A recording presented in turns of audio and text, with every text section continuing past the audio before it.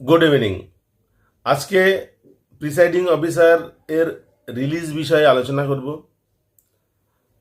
নির্বাচন শেষ হওয়ার পরে একজন আদর্শ প্রিসাইডিং অফিসারের অন্যতম একটি কর্তব্য হলো সঠিক ব্যক্তিকে সঠিক সময়ে রিলিজ দেওয়া। এটি কেবলমাত্র মানবিক কর্তব্য নয়, আইনগত এবং প্রশাসনিক দিক থেকেও এটি গুরুত্বপূর্ণ। তাহলে প্রিসাইডিং অফিসার কাকে কাকে রিলিজ দেবেন? প্রিসাইডিং অফিসার তার অন্তর্গত যে সমস্ত কর্মচারীরা আছেন, নির্বাচনের কর্মে যুক্ত থাকবেন, যাদের পদমর্যাদা প্রিসাইডিং অফিসারের পদমর্যাদা থেকে কম, তাদেরকে প্রিসাইডিং অফিসার রিলিজ দিতে পারেন। প্রিসাইডিং অফিসার রিলিজ দেবেন বুথ লেভেল অফিসারকে, সংক্ষেপে আমরা বলতে পারি বিএলওকে। এবং যদি বিএলওর কোনো সহযোগী থাকেন তাহলে প্রিসাইডিং অফিসার তাকে রিলিজ দেবেন। বিএলওর কাজ হলো ভোটারদেরকে সহায়তা দান করা, সুতরাং বুথে ভোটার থাকলে বিএলওকেও থাকতে হবে।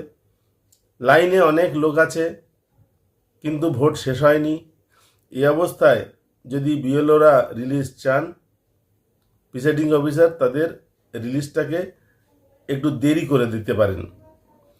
প্রত্যেকটি বুথে মেডিকেল টিম থাকে। আমরা কয়েকদিন আগে দেখেছি বা মেডিকেল দপ্তরকে তার আন্ডারে সমস্ত নার্সদের ডেটাবেস তৈরি করতে বলেছেন এবং প্রত্যেকটি বুথে মেডিকেল এর লোকজন থাকবেন। যেখানে বুথ কোনো একটি স্কুলে হবে এবং সেখানে 3-4-5টি বুথ থাকতে পারে, সেরকম ক্ষেত্রে মেডিকেলের একটি বড় ইউনিট থাকতে পারে। যদি এরকম পরিস্থিতি হয় যে কোনো একটু স্কুলে ডিউটি পড়েছে, সেখানে 3-4টি বা তার বেশি বুথ রয়েছে এবং একটি মাত্র ইউনিট রয়েছে, তাহলে মেডিকেলের সঙ্গে যুক্ত কর্মচারীদের কর্তব্য হবে প্রত্যেকটি বুথের থেকে প্রিসাইডিং অফিসারের কাছ থেকে রিলিজ নেওয়া। হতে পারে কোনো একটি বুথের 6টাতে শেষ হয়ে গেছে, কিন্তু পাশের একটি বুথে হয়তো রাত 9টা পর্যন্ত ভোট গ্রহণ চলবে। তাহলে মেডিকেলের সঙ্গে যুক্ত নার্স বা অন্যান্যদের 5টায় রিলিজ দিলে হবে না। সবকটি বুথের ভোট গ্রহণ শেষ হলে তাকে রিলিজ দেওয়া যাবে। কোনো কোনো ক্ষেত্রে প্রিসাইডিং অফিসার একটু নমনীয় মনোভাব দেখাতে পারেন। এরপর প্রিসাইডিং অফিসার রিলিজ দিতে পারেন পুলিশদেরকে এবং সিকিউরিটির দায়িত্বে থাকা সিপিএফ জওয়ানদের। প্রিসাইডিং অফিসার রিলিজ দেবেন ক্যামেরাম্যানকে যদি থাকে, মাইক্রো অবজারভার যদি থাকে তাকেও প্রিসাইডিং অফিসার রিলিজ দেবেন এবং সবশেষে প্রিসাইডিং অফিসার সেই গাড়িকে তিনি রিলিজ দেবেন।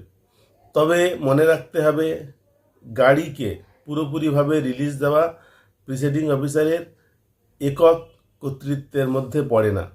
রিটার্নিং অফিসার আছেন, তিনি বা তার অনুগত কর্মচারী গাড়িকে রিলিজ দেবেন।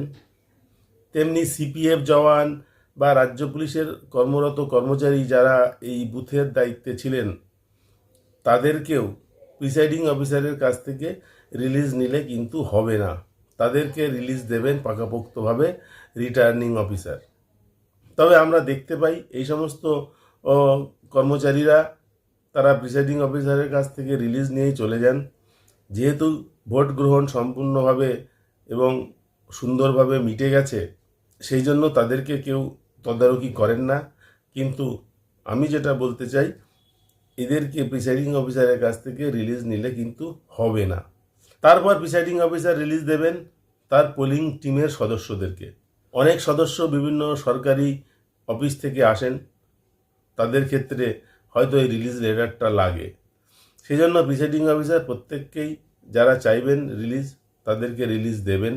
এটা তার মানবিক, নৈতিক, আইনগত এবং প্রশাসনিক দায়িত্বের মধ্যে পড়ে। আর প্রিসাইডিং অফিসার তিনিও রিলিজ নেবেন ইভিএম এবং অন্যান্য কাগজপত্র সঠিকভাবে ডিসিআরসিতে জমা করবার পরে তারা প্রিসাইডিং অফিসারকে রিলিজ দেবেন। প্রিসাইডিং অফিসার কেবল রিলিজ দেওয়ার অধিকারী নন, তাকেও কিন্তু রিলিজ নিতে হবে, রিলিজ নিয়ে মুক্ত হতে হবে। এই ছিল প্রিসাইডিং অফিসারদের রিলিজ বিষয়ে আমার আলোচনা। এই আলোচনায় অংশগ্রহণ করার জন্য সকলকে ধন্যবাদ। আপনারা সকলে ভালো থাকুন। নমস্কার।